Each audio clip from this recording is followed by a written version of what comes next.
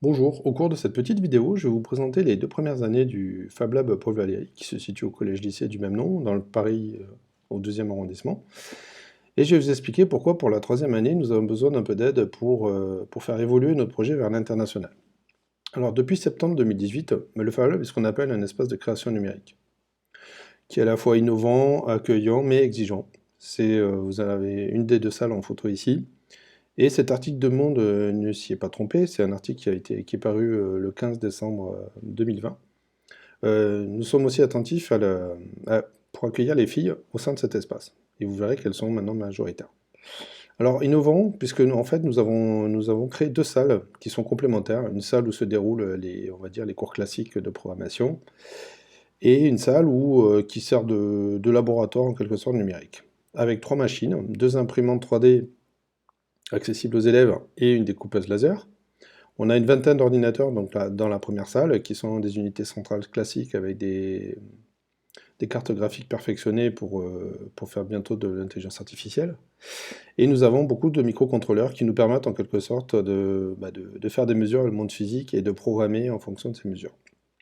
Alors c'est un espace convivial parce qu'en fait il nous permet surtout d'accueillir des élèves de tous les âges, du CM2 à la terminale. Donc les CM2 du quartier viennent en général faire de l'initiation à la programmation et à la robotique, aux terminales bien sûr, qui ont des cours intégrés dans leur emploi du temps, mais qui peuvent venir aussi en extrascolaire.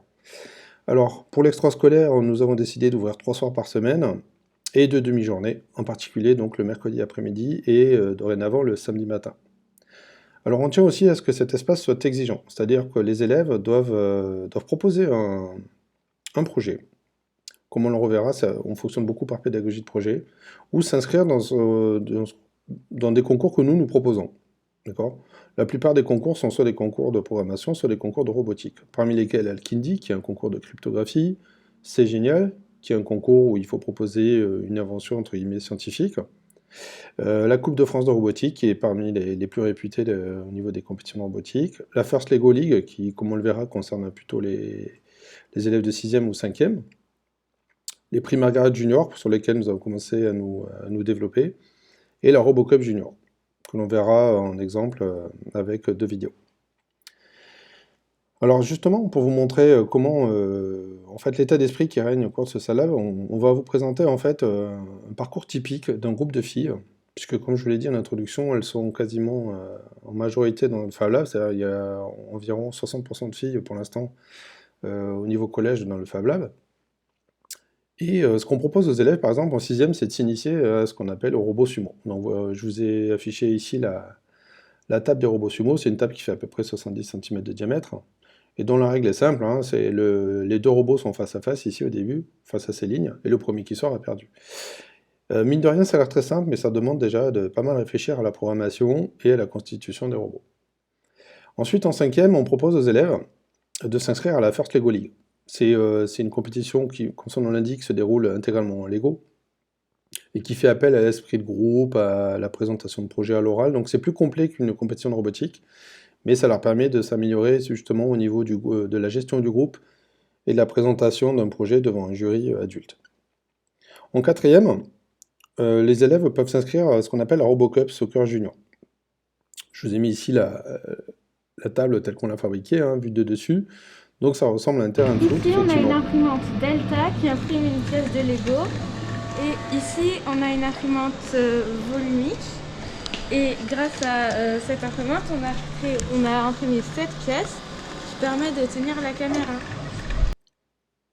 Donc voilà, la Ruby et Luna vous ont présenté leur robot qui va justement participer à cette compétition.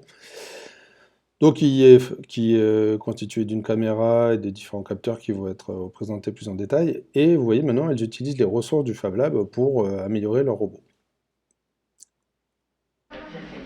Nous allons vous présenter notre robot. Donc là, il y a un capteur de contact qui sert à capter la balle. Là, on a un kick qui sert à renvoyer la balle. Là, on a une caméra qui sert à détecter la balle. Là, on a un capteur infrarouge. Là, on a un gyroscope. Et là, on a un contrepoids. Voilà, donc ça c'est une petite présentation pour montrer par une équipe de filles qui est inscrite à la RoboCup Soccer Junior. Et donc 2 robots jumeaux, on va dire, participent à cette compétition, doivent se passer une balle orange et marquer des buts en face. Donc c'est une compétition assez complexe. Et la compétition ultime qu'on propose aussi aux élèves dès le collège, c'est ce qu'on appelle la Coupe de France de robotique, qui est une des plus exigeantes, où c'est 2 équipes qui s'affrontent, 2 contre 2, là encore, mais avec beaucoup plus de contraintes et de choses à réaliser. Donc ça, c'était pour montrer un peu le type de parcours qu'on propose aux élèves. Alors bien sûr, ils peuvent proposer des projets qui leur tiennent à cœur, mais on tient à ce qu'ils travaillent à la fois en équipe, ce qui semble rassurer les filles, ce qui nous a permis de les garder assez longtemps sur la période collégienne, et à les présenter devant un jury. Donc c'est en ce sens qu'on considère quand même qu'on est assez exigeant sur les projets qui peuvent être portés par ce Fab Lab. Alors, bien sûr, tout ça n'aurait pas été possible sans nos partenaires qui nous permettent de financer certains achats et de nous aider aussi au niveau de la veille technologique. Alors, parmi ces partenaires, on compte la CARDI, la cellule d'innovation de l'Académie de Paris, la Fondation C'est Génial, qui nous a envoyé un partenariat avec Canaria des microcontrôleurs pour qu'on les essaie et pour qu'on les teste à tous les âges dont nous disposons. Vu comme nous sommes une cité scolaire, on peut les tester quasiment du CM2 à la terminale, avec une nouvelle spécialité NSI en première et terminale par exemple. La RoboCup Junior aussi nous a permis d'acheter du matériel pour améliorer le robot. Nous avons aussi un partenariat à Sorbonne Université, en particulier via le comité d'experts. Et la région Île-de-France aussi nous a financé certains achats, ainsi que la mairie du 12e au niveau des voyages. Et notre partenaire aussi Vitasens qui nous aide sur certains modules de microcontrôleurs. Alors ce que nous cherchons à faire après ces 2 premières années très engagées pour nous au niveau de la pédagogie de projet, c'est nous ouvrir à l'international. Donc nous avons eu la visite il y a 2 ans en fait de Coréens, et nous souhaitons en fait aller plus loin avec eux, c'est-à-dire nous souhaitons construire un partenariat avec le collège Dongso qui est situé à Séoul. Alors comme je l'ai dit, on les a déjà rencontrés, il est question qu'on les accueille en mai 2021 au sein des familles françaises de collégiens et de collégiennes, et nous souhaitons aller leur rendre visite en octobre 2021.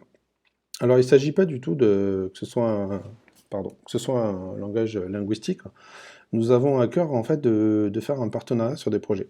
C'est-à-dire nous souhaitons construire ensemble des solutions techniques, par exemple les projets qu'on a évoqués de concours scientifiques, de les faire en collaboration et de participer ensemble à des compétitions de robotique comme celle évoquée, qui sont pour la plupart internationales, et donc tous les pays disposent du règlement et des contraintes dans la langue d'origine.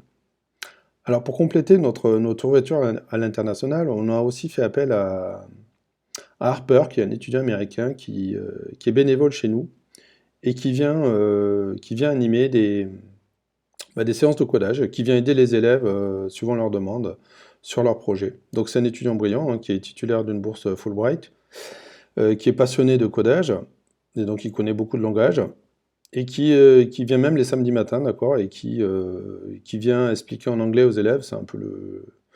C'est un peu la contrainte qu'on a demandé aux élèves, c'est de faire un effort de parler anglais avec lui, afin d'améliorer leur projet. Et il est question aussi qu'il organise un hackathon Python au mois de mai. Donc voilà, ça c'est les 2 aspects qu'on va développer. Il va même nous aider en fait à échanger avec les Coréens, parce que dans un premier temps, on fera surtout des visioconférences à partir du mois de mars, pour mettre en place notre futur partenariat et donc nos échanges via, comme on l'a évoqué, des concours lycéens, des concours de robotique, et de programmation. Alors pour cela, nous avons constitué un pré-budget pour à la fois les accueillir et partir à Séoul. Les postes principaux que j'ai déjà évoqués dans un précédent courrier, mais que je récapitule ici, c'est qu'on a évalué ça pour 18 participants, c'est-à-dire 3 adultes et 15 élèves. Donc Air France nous a fait un devis à environ 1 130 € par participant. Bon, les repas, on a compté à peu près 20 € par jour. Un petit peu d'achat de matériel pour mettre en commun, pour qu'on ait la même chose que les Coréens quand on y va ou quand ils viennent, pour être sûr de se synchroniser à ce niveau-là. Ce qui nous fait un total d'environ 24 000 €. Et donc c'est pour cela que nous demandons à la Trousse à Projet un financement de 5 000 €. Merci pour votre attention.